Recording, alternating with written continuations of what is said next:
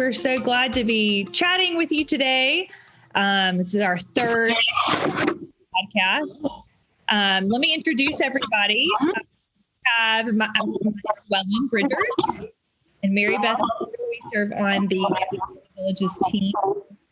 And we are with Tyler Moore and Bryan Hancock. Bryan is the founder of Timberchase Financial, and Tyler is a CPA with Timberchase Financial. And we're going to be talking today about charitable giving and how to do that in a wise and creative way.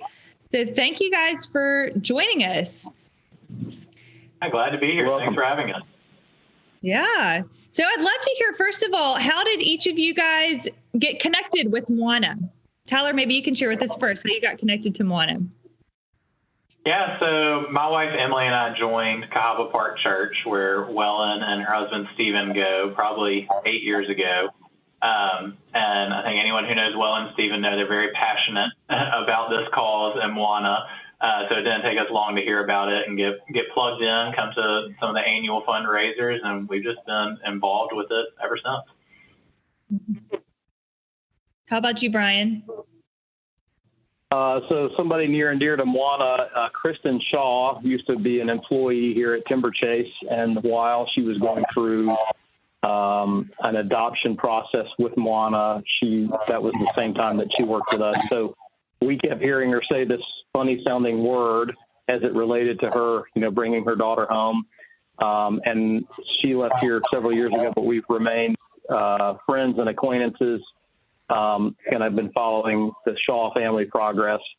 When Tyler joined our firm last year, we both have a lot of interest in this topic, and he brought up Mwana, and of course the name rung a bell with me because of Kristen, and so Tyler sort of reintroduced me to your organization.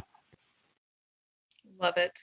And y'all, we are so glad, as Wellon said, that y'all are going to be making what can seem like a complicated topic about planned charitable giving simple. And I'm so glad. But before we dig into that, we also want to know a little bit more about you personally. And so I want to know, Tyler, okay, and this is with a beautiful weekend coming up, on a perfect summer weekend day, what are you going to be doing? Yeah, so my probably perfect weekend day would be taking my oldest to play some golf. So my oldest is 6, and he's probably better at golf than I am. So I like taking him out to the golf course and then, come back home, have some friends over, and smoke some barbecue or grill out. Doing that tonight, making some pizza on the Big Green Egg. So got to enjoy the beautiful weekend. Yeah, that sounds amazing. Yeah, little guys, their center of gravity is different, so it has to be easier for all those sports and everything. Exactly. And Bryan, I want to know too, so Bryan is an empty nester, and one of Bryan's daughters is also a leader on our new Mwana Junior Advocacy Board, Holly. So we shout out to Holly. We love her. So we want to know, Bryan, what is your favorite thing about being an empty nester? Yeah, so we've been empty nesters for a couple of years now. More time for new projects, and really have spent a lot of time getting reacquainted with friends that have reached the stage in life. So we're not chasing our kids around on the soccer field or at the tennis court. We're hanging out with them. So that's been a lot of fun. That is so fun. You guys are both in fun stages of life. So yeah, so we're going to jump right on into this planned charitable giving. And so if you're listening, we want you to stay with us, because again, part of what Bryan and Tyler bring to this podcast today is that they are going to make these complicated concepts super simple and show us how all of us, no matter where we are in our life, can engage in planned charitable giving. So Bryan, we'll start with you. Can you tell us a simple definition of planned charitable giving? Yeah, I think that means different things to different people. Commonly, it means I'm going to leave money through to a charity through my will, which is part of planned giving. But really, the broader definition to me of planned giving means leveraging someone's circumstances to magnify the value of their giving, often through tax savings. And actually, I love too that that's part of Timberchase's, I loved your mission statement, Bryan, that it was talking about how you can leverage your financial resources so that you can follow your passion or calling in life. And so what I hear you saying, like I said, I think a lot of people think it's just around the end of life, but this is a way to manage your finances so that right now the things that are your heartbeat you can support and utilize. And so that is one thing that's so powerful about planned charitable giving to me is no matter where you are, everybody has a passion and a calling in life that they want to be a part of and engage in. So, and then Tyler, what do you think are 3 examples of a planned gift? It's like for someone listening who has no idea, what are 3 ways that they might have resources for a planned gift? So as Bryan kind of said, a lot of planned giving revolves around tax savings. So there are kind of three common ways that we typically see with clients that we're advising. One of the first is a strategy called bunching your giving.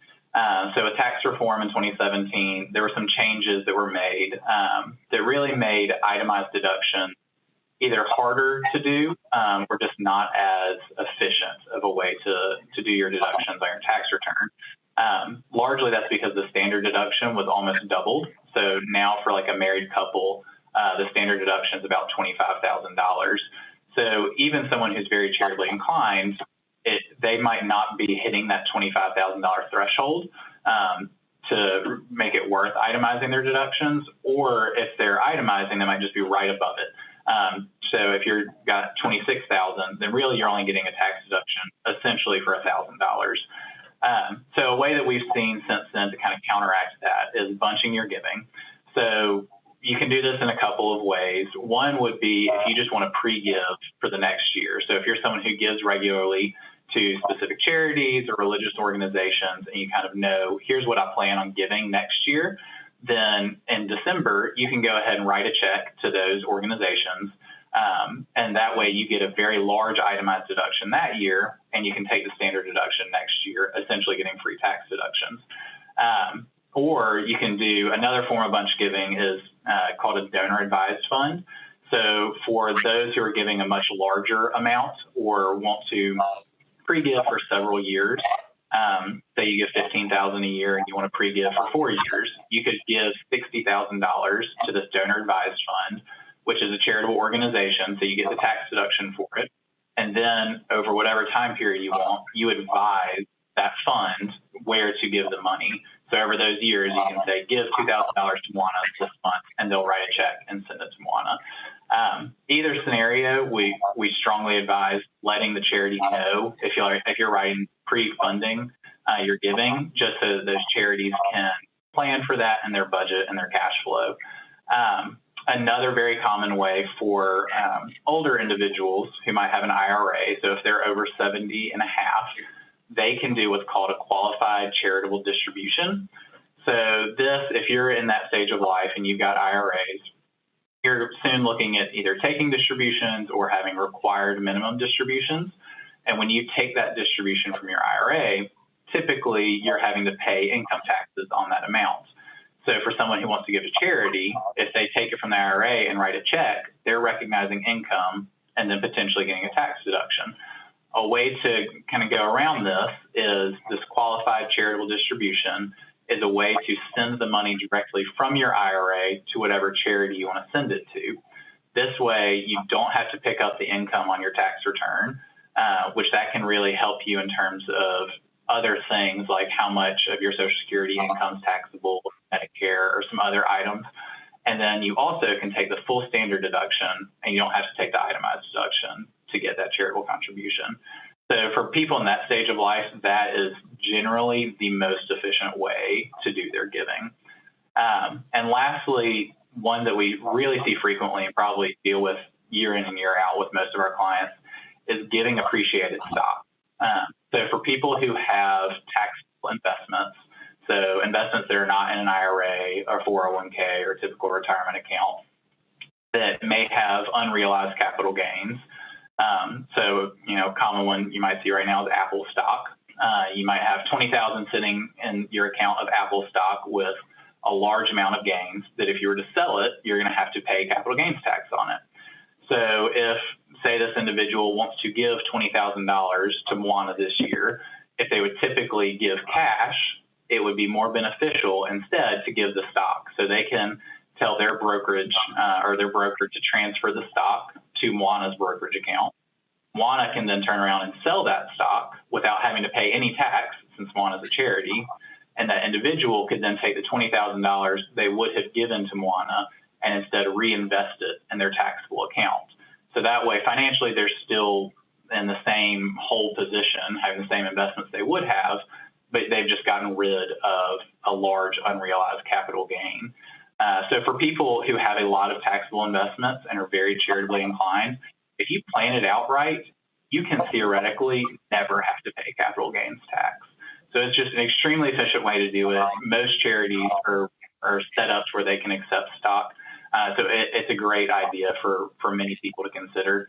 All of these suggestions very much would encourage people to talk to their tax advisor, their financial planner, and do an analysis to see what fits best for their individual situation. Mm-hmm. What I hear so much of you say, Tyler, is that there's a lot of thoughtfulness and intentionality around giving. And what we found over the years with Mwana donors, we have a small donor base that's almost exclusively individuals who are very thoughtful and very intentional about supporting the work that we do. There's a real sense of stewardship that we all have these resources that we are given, and stewarding those resources in a very intentional, strategic way is, I don't know, there seems to be a resonance. What you're talking about donors doing and the donors that are supporting the work that we do. Yes, it really kind of forces you to be very intentional and thoughtful in your giving, which I think is one of the really big benefits of it is instead of just writing a check here or there, most individuals and families, if they are more thoughtful and planned in their giving, it's better for the family and it's better for the organization. That's what you mentioned too. I did like when you said too, that for Mwana, the benefit, the donor, you mentioned some obvious benefits for the donor.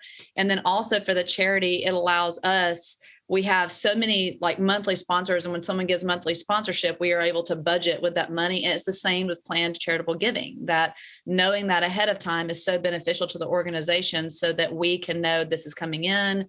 And how to allocate it. So I love that that there's benefits to both parties. So, okay, true or false? Planned giving is something only certain people should consider, but it's not for everyone. I know you just kind of touched on this, but again, I just keep wanting to dispel this myth that planned giving is only for certain. So Bryan, can you speak more to that? Yeah, so we really encourage everyone who has any charitable intent to think of their giving as only planned giving as opposed to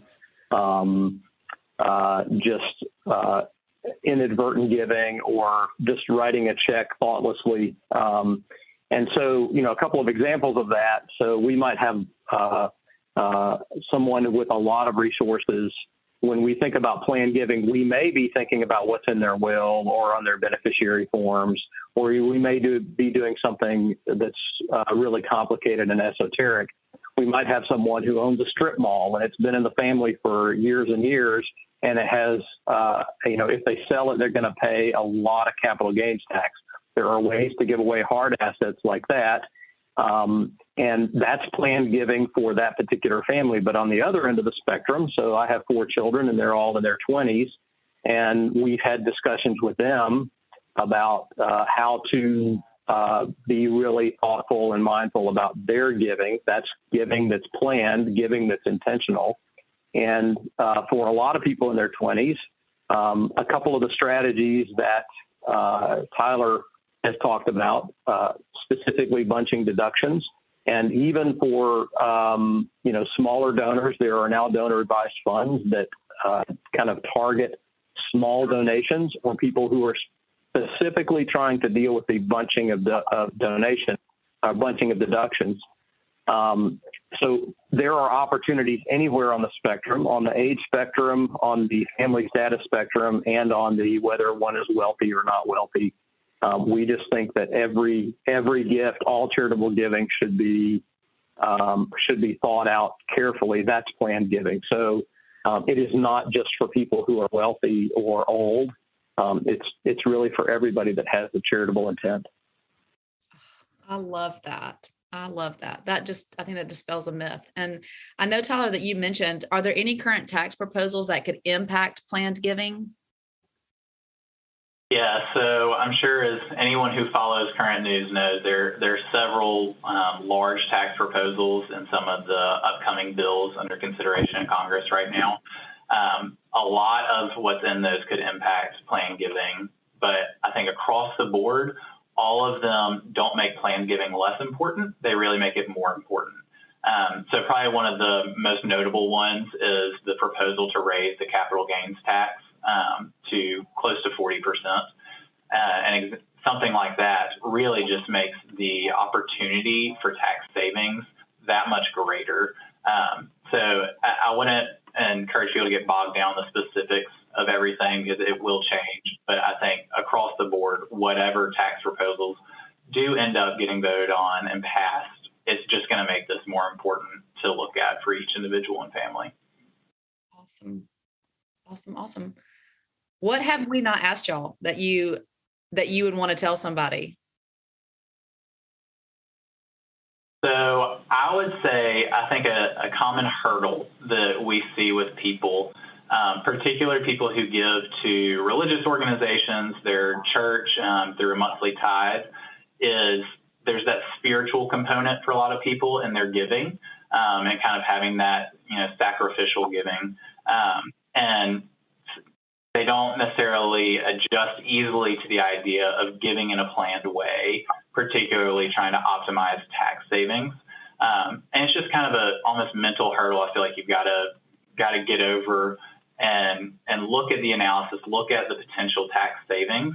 And I think when people do that, it kind of a light bulb goes off of, okay, this isn't giving in a less effective way. It's giving in a better way, a more efficient way, and really allows me to have tax savings to then give more. So I can give more to my church. I can give more to Mwana, because in a lot of these scenarios, you're saving thousands and thousands of dollars in taxes. And it's just that double benefit for the individual and for the organization. And there's still also ways with multiple of these strategies to set up your planned giving in a way to where you can still do a lot of the things that you and your family like to do, to be an example for your kids, to set aside that money every month to show, hey, here, this is our giving money, and still have that monthly sacrifice to have that religious component, or just like teaching your kids, whatever it may be. You can structure it how you want and be really flexible in it. Awesome. Love that. Bryan, do you have anything to add to that? Well, it's been a long time since I had little kids at home, but we didn't talk about the little kids part of planned giving. And I think even at a very young age, way before 10, maybe around 5 years old, maybe even before that, young parents need to be teaching their children about money, just like they teach them about safety and nutrition and being kind to other people. And one of the issues around money is, save some, give some away, and, spend the rest. And the giving away part for a very young child whose allowance is, 5 dimes, that's planned giving. That's not just, that's beginning the process of teaching our children to be generous and to do it deliberately and intentionally. And it's no less important than if I own a rental property or have S Corp shares in my family with a very low basis, and I don't need the money. Is there a way for me to pass that along? I think, most of our discussions here have been tax related, and under that theme, the U.S. government tax system creates an incentive for people to give money away. And that makes not all taxes, but many taxes optional. It certainly makes a state tax optional if one will give away more than anything that's over the current exemption. So whether you're talking about a 4-year-old who's getting the first allowance, or an 88-year-old who has way more than they need. Planned giving just means intentional giving, thinking through how are we going to do that in a constructive way. And from my perspective, to let the U.S. government magnify our gifts. Well, I love your inclusion of kids in this discussion, because we're an organization that revolves around children.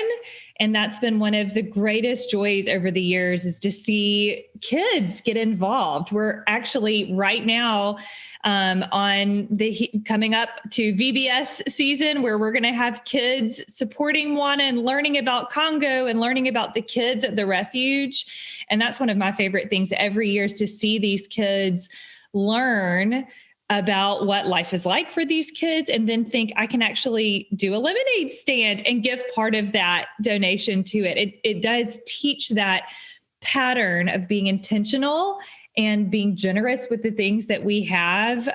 So that's been something that for the last few years has been just such a joy for us, is to find creative ways to involve kids in the work of Mwana. I'll have to share this one story. I opened up a clearly child-written envelope one day, and it was like $1.87. I can't remember how much. It was a small amount. And on it was written in, kindergarten. Some of the letters were backwards. Please give to orphans. And it was the most beautiful gift. And I thought, in the hands of our amazing Heavenly Father, this $1.87 is changing the lives of kids on the other side of the world. So it's a really special thing, no matter what age, like you said, whether you're a child or whether you're 88 years old, to see how we can, steward these gifts that we've been given for the good of others. And Bryan and Tyler, you guys have done such a good job today of laying out just a simple process. And we always end our podcasts with next steps. And so we love to give people just a concrete next step that as they're listening to this and thinking, oh my goodness, if I'm thoughtful and I'm intentional and I love a charity and I want to, be more specific with how I give, what next step can someone take after listening to this? I think a good first step is to just sit down as an individual, with your spouse, your family, and look at where you're giving and what you're giving, to kind of really quantify that. For people who just are giving here and there, it's hard to have a good full picture and the whole picture of what your giving situation is. And you need to know that and know what your plan is for this year and for next year to really be able to do any sort of planned giving. So that's the first step. And then after that, I strongly encourage people to reach out to their financial planner, their tax accountant. If you don't have one, reach out to one that you're comfortable with. Reach out to us. We're happy to talk with people and just have that initial conversation of what are my options based on that picture of here's what my giving is and what I want to give. Love it. Bryan, any next step that you would add to that? Those are great next steps. Yeah, I think what Tyler said is great. It's difficult in a 25-minute podcast to pull together all the resources, and so it does take time. Tyler's actually written a really good resource. It's an article on our website. If people want to read it, it gives a little bit more meat to the bones of some of the things that we've talked about. If somebody wants to read it, just Google Timberchase Charitable Giving, and they'll show up at the top. But I completely agree with Tyler. It's always great to have a second opinion. So reach out to someone that is fluent in this area to just look over somebody's shoulder, at least to get a good start. I will say the CPA community's got 10 more days before they're going to resurface. They're all kind of busy right now. Today's May the 7th. May the 17th, they kind of they exhale a little bit and then go on vacation. So June 1st is a great time, if you have a CPA, to pay them their hourly rate and sit down and think about, what are some ways that we can magnify our charitable gifts going forward, or somebody, a friend, financial planner that's fluent in this area. Those are all good ways to do that.